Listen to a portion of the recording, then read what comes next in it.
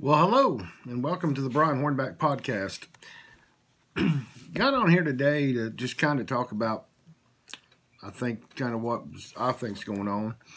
A lot of things have happened in East Tennessee, or in Tennessee, and in the country. We know now that the things that happened up in D.C. have 5 individuals have died. We know that. We know that there was about 25 that were injured because of the things that happened on January the 6th. And so, again, violence is never the right action. Whether you're protesting, like we saw this spring and this summer across this country, or whether you're upset about an election result, violence is never the answer, period. But I really want to talk about, and really intended to talk about on this podcast, what I think about the Trump 4 years. Trump was elected as a change agent, was going to go to Washington, drain the swamp, and for one, I supported the idea of draining the swamp. I really would like to see Congress turned over. I'd like to see some of those people get out. But I think now, looking at what happened, obviously since November 3rd, is that the Republicans and the Democrats, both parties, as I've continually said, both parties are at fault. The mainstream media is at fault. The mainstream media doesn't check and balance both sides equally. That's a problem with the mainstream media. But I think what we now see is that the swamp creatures in Washington died down a little bit.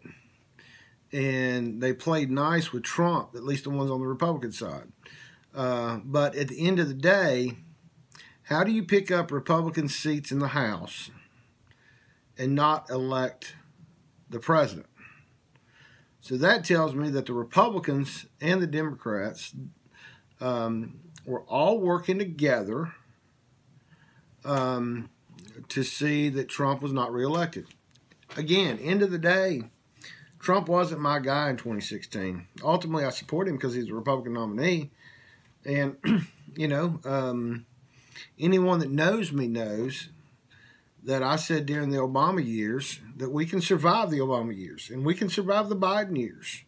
But I think it's funny that what this exposes is the fact that politicians only want to protect themselves.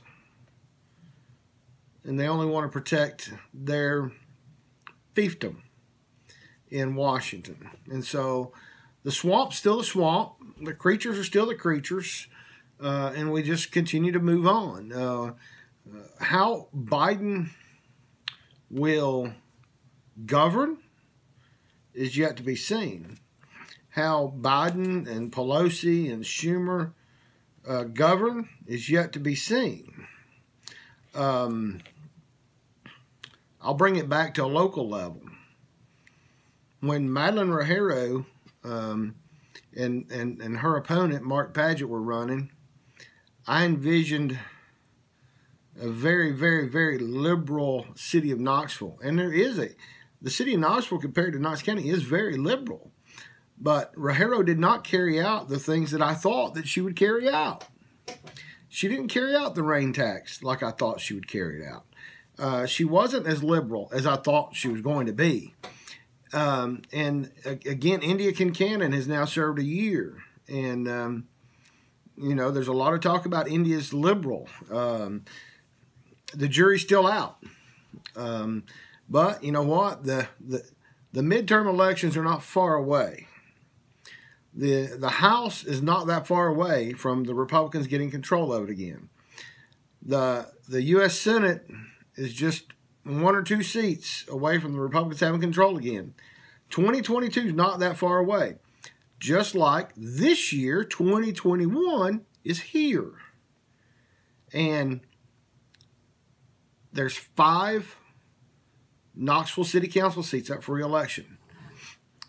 India Kincannon will have her midterm this year, 2021. And there's 5 city council seats up for grabs. Now, some of those folks are running for re-election, and they will run for re-election, okay? No doubt about it. Andrew Roberto, I'm sure, is going to run for re-election. And I don't have the exact list in front of me. But to know exactly who's eligible, I think they're all eligible, to be honest with you. And we'll cover that on another podcast. That transitions in to a good little ad here. BrianHornback.com, which is the parent to the Brian Hornback podcast, has a new advertiser starting today, and that is Pavlis Public Strategies. Pavlis Public Strategies. Nick Pavlis served on the city council for 16 years, was Knoxville vice mayor for a time, and he is now open shop as Pavlis Public Strategies. He is an effective registered lobbyist at the Tennessee General Assembly, and he has some good business expertise on dealing with governments. So Pavlis Public Strategies is open. You can send him an email at Nick, N-I-C-K, at nickpavlis.com, nickpavlis.com. His number is 865-599-4606. So, back to what I was talking about. Look, I've been an elected official. I've been a Republican Party chairman. I ran for county commission when I was 23 years old and lost by 111 votes. The incumbent of 23 years got reelected with 112 votes. 10 years later, I run for school board and I got elected. And served for 4 years, and then was Republican Party chairman for 2 years. Here's what I know. When I was elected at 32 or 33 years old to the school board, I knew that a lot of people wanted my vote. They wanted my favor. And I knew not to believe it because I knew who I was. I was just a parent, a husband, a parent, who wanted to do something for Knox County schools and make them better. When I would have town hall meetings, I was one of the first school board members to ever do that. I didn't listen to all the praise and all the glory that I was given because I knew that I wasn't that great. It's that's what you got to keep in mind. I also saw a lot of things during my elected years that kind of turned me off to government and to what elected officials see. And maybe sometime in the future, several of the people that I served with have passed away, and maybe sometime in the future those can be future stories for a podcast, or maybe they'll wind up in maybe they'll wind up in my first book. There's a lot of things that I saw, and then I went on to be Republican Party chairman. And again, I didn't believe all the hype that people talked about me because I knew me, and I knew that I was there to do what I thought I could do to help advance the Republican Party. But through both of those experiences, it's opened my eyes to how lazy the media is. The fact that the media just take press releases and copy and paste them in, but they also like to take their angle and their spin and put it on whatever they want the narrative to be. And we're seeing that played out more and more and more and more and more on the national and state level. And it's rather disgusting. And so that's one reason that BrianHornback.com has survived for 16 years. Because somebody needs to call the media out for their bias and for their favoring one official over another, whether that official's Republican or Democrat, doesn't matter. Everybody gets a fair shake. When candidates, when campaigns are in high gear, and I'm writing about them, I try to cover both sides as best I can. And whether you advertise with me or not doesn't matter. You put your name on the ballot. You went and got 25 people to sign a petition to put your name on the ballot. You deserve to be recognized as being someone who's on the ballot, who wants to subject yourself to the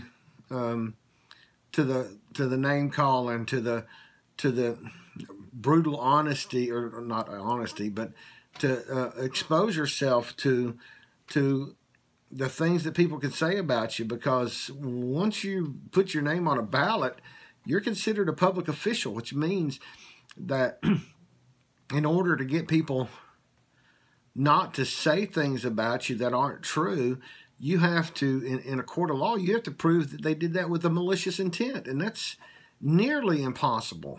It's not impossible. It's nearly impossible to prove that someone did it with a malicious intent.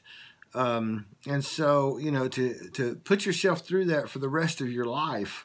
And for me, I put my name on the ballot at 23 years of age. I'm now 54. No, I'm sorry, 53. My buddy Rob Faust and my buddy Dave Crisp will get a kick out of that. So, for 30 years now, I've been held to that public official, that category, to where, you have to prove that someone said something erroneous about you with malicious intent. And again, it's nearly impossible.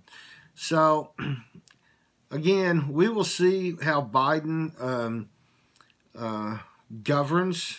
Will he govern as as an Obama and not as bad as we thought he would? Or will he go for everything he can in the first 2 years until the midterm election? We'll see how it goes. This government that the Founding Fathers created is strong enough to survive, okay, in my opinion.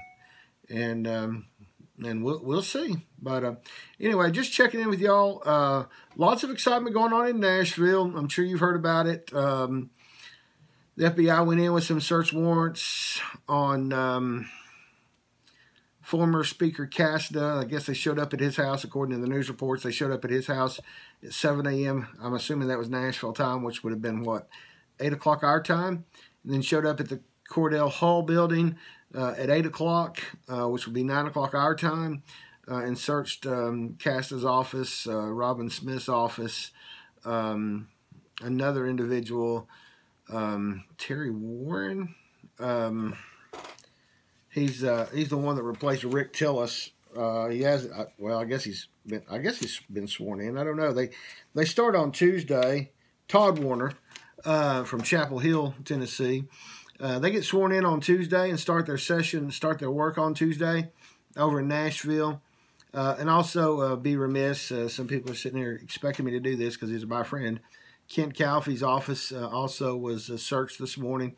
And Speaker Sexton did a press briefing at 12:30 our time, 11:30 Nashville time, and indicated that it's his understanding that Representative Calfee is not part of the probe. So we'll see how all that shakes out. And, there was a lot of folks that chose not to run for re-election in Nashville last year. So, not sure how we find out if they've had knocks on their doors yet or not. But anyway, that's all for another podcast. I said I said just a couple of days ago that, hey, as a blogger, Biden and the Democrats in the Senate and the Democrats in the House are going to be great blog material. But now, hey, look, I got great blog material coming out of Nashville, it seems. So check me out at brianhornback.com. Check me out on Twitter, mega_bullhorn, or Twitter, Brian Hornback. If you're watching, and this podcast is being streamed just about everywhere I know how to put it. Every stream I know how to put it on. If you like it, if you can review it, like it, review it, prefer 5-star ratings, not 2-star ratings.